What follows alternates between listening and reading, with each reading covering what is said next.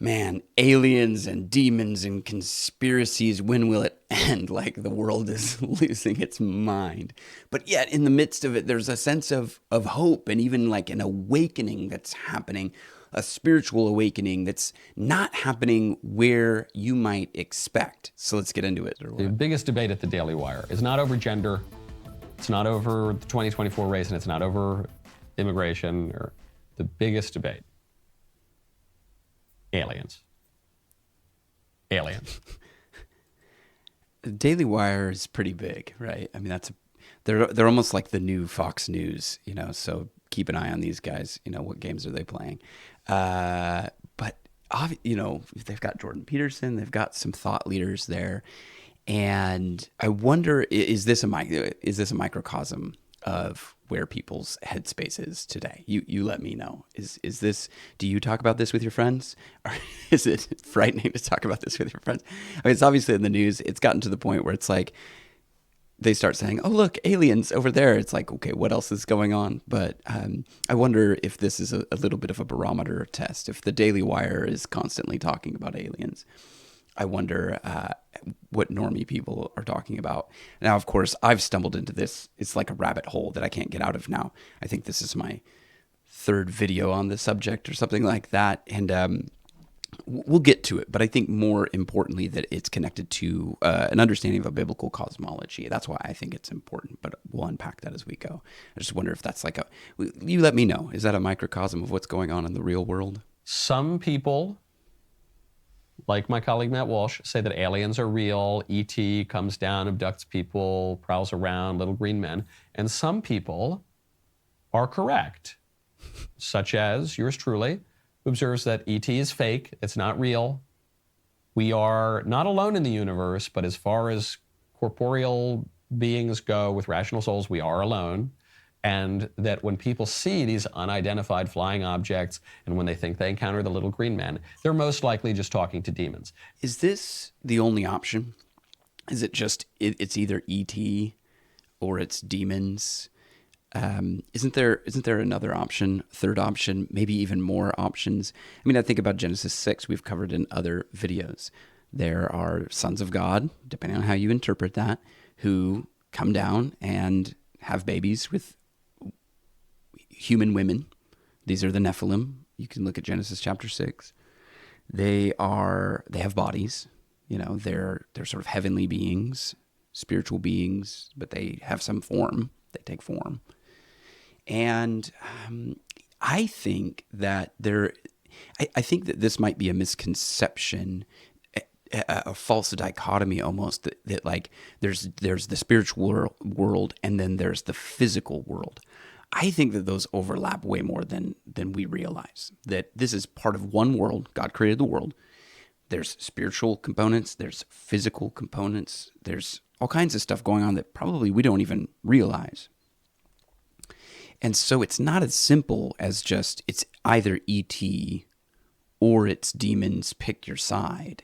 And this is where C.S. Lewis's book is fascinating, which again, we've sort of unpacked in other videos. There's a scene in that book where people think that they are doing science, but what they're actually doing is necromancy. What they're actually doing is like communicating with spirits, and these spirits take control of a human head, which is just, again, I've said it before, but that is just a wild story. It's called That Hideous Strength, and it starts out pretty slow, but man, in the end, it is it gets wild. It gets wild. So I think there's other options out there. You can look at Genesis 6. You can look at the idea of subtle bodies, that not everything has like a physical material body per se, but there's 1 Corinthians 15, the mortal must put on immortality. The idea that even the immortal form is embodied. We're not disembodied. Heaven is not some place where it's just light and a bunch of woo-woo spirit stuff. It's real. Heaven is like a physical place. I don't know. Again, I think it's a kind of a false dichotomy. Maybe I've made my point there. And it's amazing. People make fun of me for this. But the reason people make fun of me for this point of view is because they are moderns, they're modern secular libs, and aliens they're just demons for modern lib people who can't imagine that there's such a thing as metaphysical reality. So it's for... I think that this is true. I think this is one of the reasons I think this is a good commentary by Michael Knowles. I think he really puts his finger on it. It's like, we have been told that there is no spiritual world. We've been told that there's no metaphysical world. And yet, how do we explain the world that we see, which has these elements to it? It was Michael Knowles who got me on this dang thing to begin with the simulation theory. And now I'm like... I'm like 4 videos into this, and I'll put this in a playlist for you if you want to go down that rabbit hole. I mean, yeah, it's worth going down, and we'll see here why in a second. People who are materialists who think that everything that's real has to be flesh and blood, which obviously isn't true. Some of the most important things in life are not material: hopes, dreams, love, mathematics. There are plenty of things that are metaphysical, the moral order. But we have convinced ourselves in this unsophisticated day and age that it's all got to be physical, and so even the celestial beings have to be physical. They can't be merely spiritual. I like that he says, in this unsophisticated age, we think that we're so advanced, we're modern, we've learned so much, that somehow we know more than our ancestors, that we have surpassed the wisdom of the ancients. And we really haven't. And that was the whole point about the simulation theory video, is that we're actually just repackaging an ancient and even biblical cosmology. We've repackaged it in modern and materialistic language. And I think that if we could break out of that materialistic worldview, that modern worldview, we could have a better explanation for the things that are going on. I think that the people that can break out of that are going to be less susceptible to deception. They're going to be able to pick up on what's actually going on in the world, which is why I think this channel is important, which is why I think these conversations are important. So if you know somebody who needs to have this conversation, share this with a friend. And I'd, again, love to know your comments here, because I think that once we break out of what we're taught to expect, we begin to see the world for really what it is. And I think that we can live free, and we can help other people be free. Now, there's a fella by the name of Luis Elizondo. This is reported by the New York Post, though I got to give a hat tip to Popehead here, a great Substack writer and tweeter who called my attention to this. Luis Elizondo is a former intelligence officer with the Department of Defense. He claims he was the director of AATIP, the Pentagon's UFO program from 2010 to 2017. Former Senate Majority Leader Harry Reid has defended this guy and said he actually was pretty prominent in the government working on these things. Here's what he had to say. And as you're watching this, if you've seen that David Grush video, compare these two people. Like, they just present the information very differently.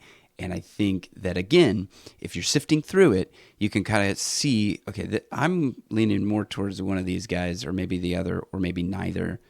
But they just present similar information, but in a very different way. I remember the conversation very well.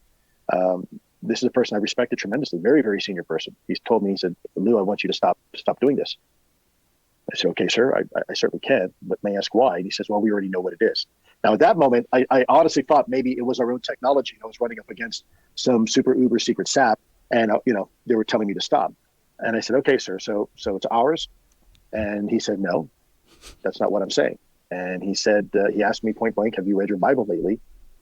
And I wasn't quite sure where he was going with that. And I said, "Well, sir, I think I know what it says. Where are you going with this?"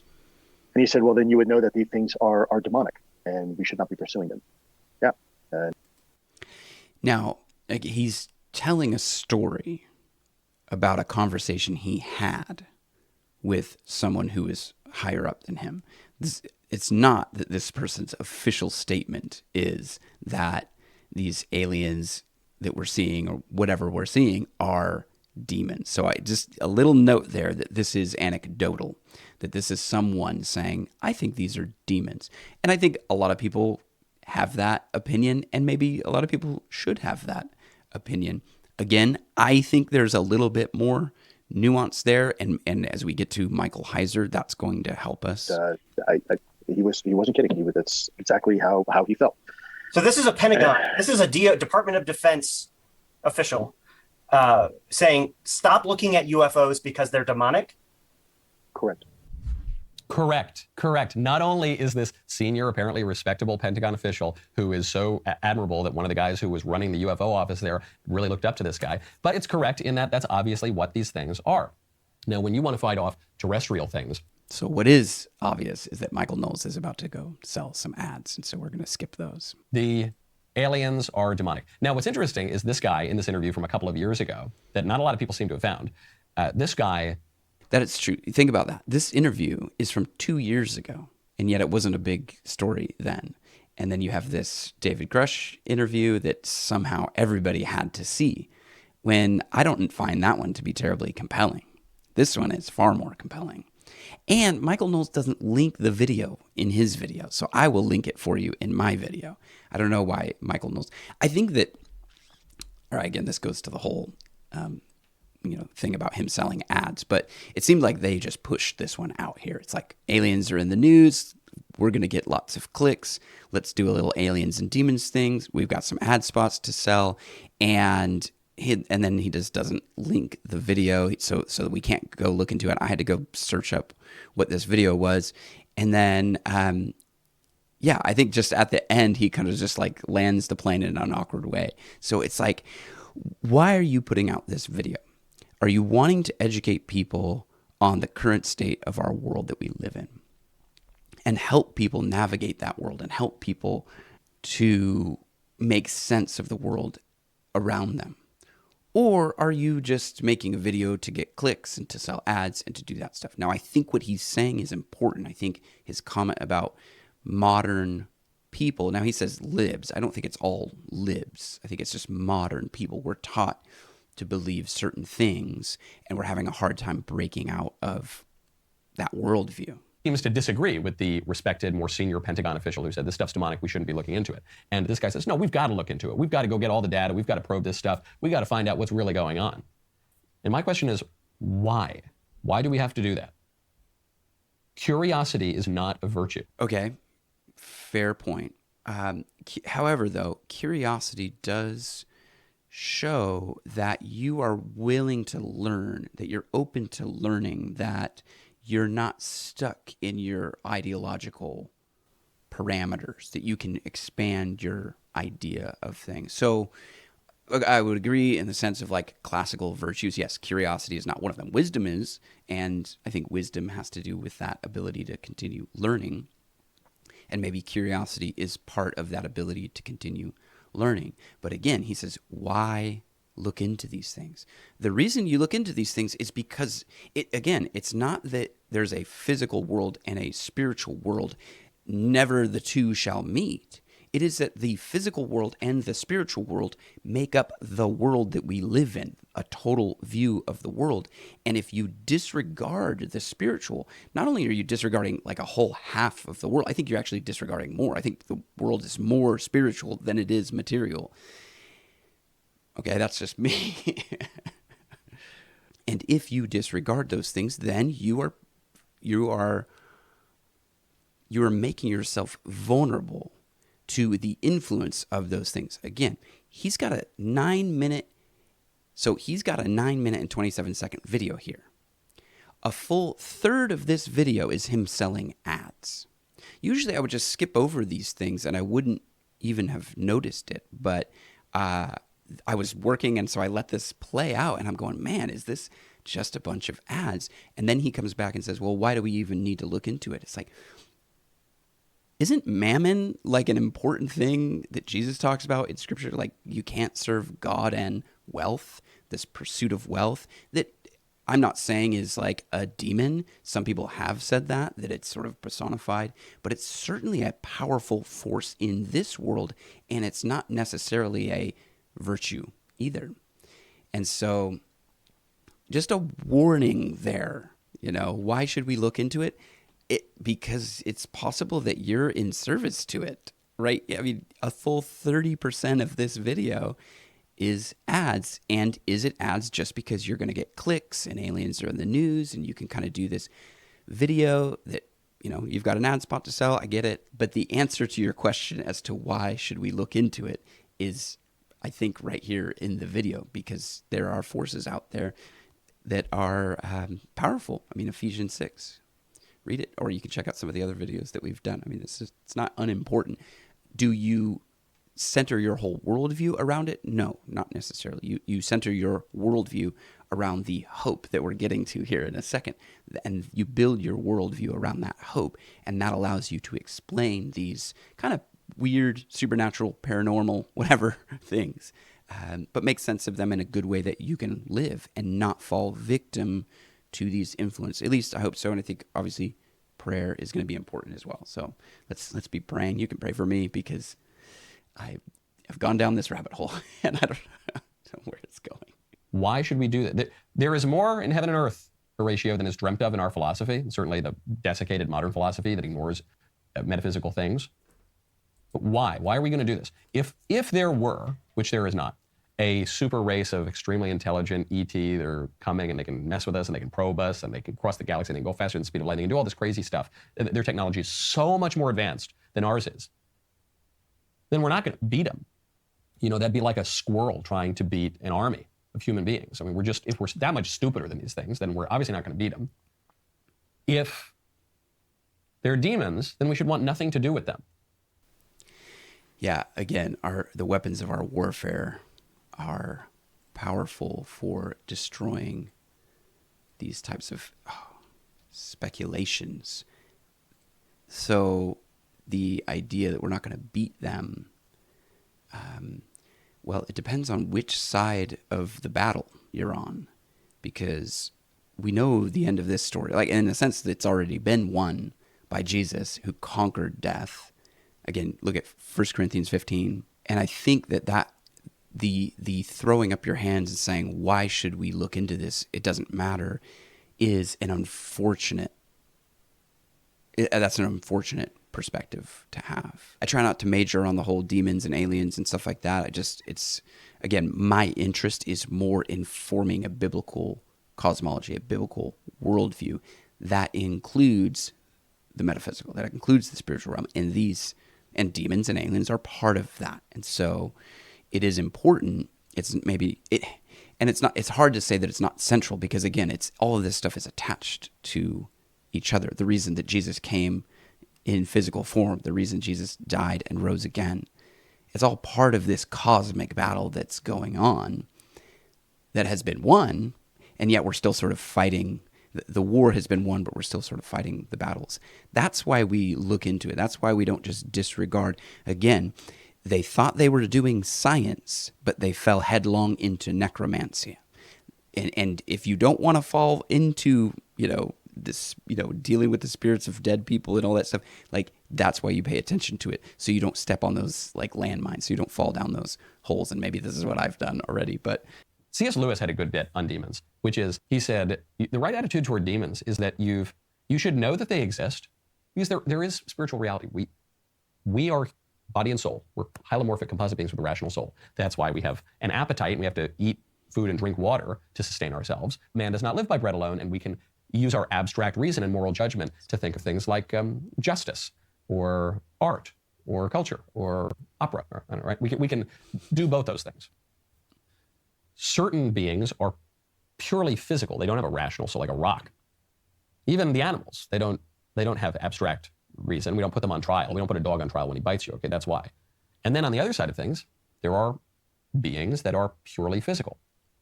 Ideas are physical, and angels and demons are physical too. And everyone has known this for all of history until modern Western liberal secular people, and like 100 years ago. So I think he means non-physical. This is, again, I think that this video got thrown up onto the internet to catch the lightning that was striking about aliens and stuff like that. Because he just said ideas are physical. I mean, maybe I'm missing something here. Michael Knowles, smarter than I am, so, but yeah, and again, I think he's making in a sense, a false dichotomy, that there's just like sort of physical and spiritual things, but those things are wrapped into, they're intertwined more. If they are demons, then C.S. Lewis points out the right attitude is know that they exist, be on guard. They're trying to prey on souls, tear you down to hell, and give you a bad eternity. And so we should know that, but we shouldn't be too curious about them. So it's kind of like bugs. I don't know, when you've got bugs in your house, you've got to be aware of that and take care of the problem and like keep them from coming in and kill the ones that are there. But you don't want to spend a lot of time with them. You don't want to spend your whole day thinking about the bugs, being around the bugs. You just want to get rid. Except for people that like do spend their whole lives studying bugs that are fascinating. Like, I think bugs are fascinating. Of them, okay? And that's how I feel about aliens who are really demons, as the Pentagon even admits. And this is where we start to unpack the awakening that is going on. I think that it's possible that the developments around aliens, it's breaking people out of their world that says it's only the physical. That people are they're being confronted by things that they can't explain. And so they need to learn more. They need to reach for more. They need to change what they think. And I think some of those things are changing around spiritual ideas and breaking out of just the lock that the material world has on us. If you're not terribly familiar with Michael Heiser, he is somebody who, I call him a brave theologian. I think that he does theology bravely. He follows Scripture where it leads, even if that leads him into some unconventional areas, as we shall see. But he has a pretty sober take on this topic, and that's why I think Heiser is a key person for this dialogue, for this conversation. As you will see, it's very beneficial. The last place you'd probably ever suspect you'd find a biblical scholar is at a UFO conference. I've been to a bunch of them. I've spoken at a few. The reason I'm there is because that subject matter is hugely popular. Just think of something like Ancient Aliens, millions and millions and millions of viewers. This is a big deal. And it's a big deal for me as a biblical scholar because when you get into this subject matter, it's inherently about questions like, what really is humanity? Who put us here? What about God? Is there a God? Maybe the God we think of is actually an alien superior being. Now for me, this takes us right into the unseen world, the realm of angels and demons and gods and God himself, biblical stuff. Well, yeah, and I think that here's where we are. There are people asking these questions, and if the modern church, the modern Christian church, is going to be afraid of answering these questions, then people are going to go elsewhere. People are going to wander off down the rabbit hole, maybe as I have done. But, unfortunately, some people will pursue these answers into a place where they are deceived and they're lied to, and unfortunately maybe even harmed by some of this stuff. And so I just, again, with Michael Knowles just kind of being like, hey, it's just demons, just leave them alone. That is not a good take. That's not a good explanation. People need answers. Humanity needs answers. The Bible has those answers. We just have to, if we're Bible-believing people, we just have to be good enough at navigating that conversation and leading people to the truth, or at least perpetuating the conversation, because we don't have all the answers. But I think that the church is in a real danger of becoming isolated and marginalized if they don't, like Michael Heiser, become a little bit brave in their ability to do theology and give people these answers, because otherwise they're going to go elsewhere. And I just love it. He's at a UFO conference. I mean, that, and again, there's a rich, there are people out there looking, what am I trying to say? This sounds so like churchy, but like there is a whole, that's what it is. There is a whole community of people out there interested in having these conversations if we are willing to have those conversations with people. And when I say we, I kind of do speak for the, whatever modern church, I see a great intersection, a significant intersection between this kind of content and biblical theology. People want to know what the truth is. They want to know how to think about who they are, why they're here, and does this book we call the Bible have any validity at all? I'm often asked, well, are there UFOs? And when people typically ask that question, what they sort of mean up front is, do you believe that there are extraterrestrials flying craft around the sky? It's a sort of a simplistic way to approach things, though. Yes, there are lots and lots of UFO sightings that are legitimate. What does that mean, though? It means somebody's looking up in the sky and they see something that they can't identify. That's all it means. And that's the sober take that we need. He's like, look, it's kind of simplistic. It's kind of a simplistic question. And the answer is yes. There are unidentified flying objects because people look up in the sky and they can't identify things, and you have a UFO. Now, of course, they call them unidentified aerial phenomenon today or something like it. It's like, let's expand the language, and I don't know if that's just for sensational reasons or what. But again, we need that sobriety. And again, the conversation about aliens and demons and angels and stuff like that, it might be a fringe conversation, but it leads to those very core questions of who am I? What is this world that I live in? Who is God? So it's a pathway. It leads us to the more central questions. G.K. Chesterton said, for the Christian, the central things are answered and all the peripheral things remain unanswered. But for the non-Christian, the peripheral things are answered, but none of the central things. So maybe we're leading into that central kind of questions of humanity. Now, even if they're a trained observer, like a pilot or a military person, someone who's used to seeing, aircraft, even they will see things that they cannot identify. They don't really know what that is. There are thousands of such reports every year in the United States. This is not an isolated sort of thing. So if that's what we're talking about, yeah, there are UFOs. The question is, again, how do we process what we've seen? There are experimental aircraft that very few people, even among trained pilots, would know what that thing is. Again, we have a long history of this in the United States. All that said, though, there are some that just defy categorization. And this takes us back to Michael Knowles and the false dichotomy.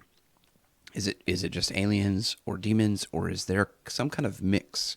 Or is it, government technology? Is it like C.S. Lewis believed that the government is actually colluding with spiritual forces, and then you might go into Genesis 6 and say, well, okay, if there's Nephilim that are part of that, that could get a little weird and a little interesting at the same time.